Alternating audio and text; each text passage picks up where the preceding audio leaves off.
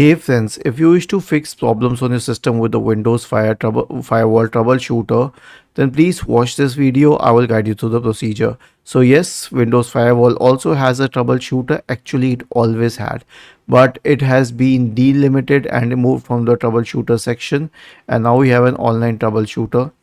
So I've shared the link to this in the description section. All you need to do is click on download and then click on open, and then you can click on keep, and then you can click on open once again, select next, and it will start detecting problems with Windows Firewall. Now I don't have any problem, but I ran it so that I could show you how to run it.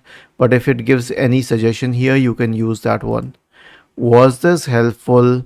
If yes, then please subscribe to the channel, and if not, then let us know in the comment section of the video on how we could help you further.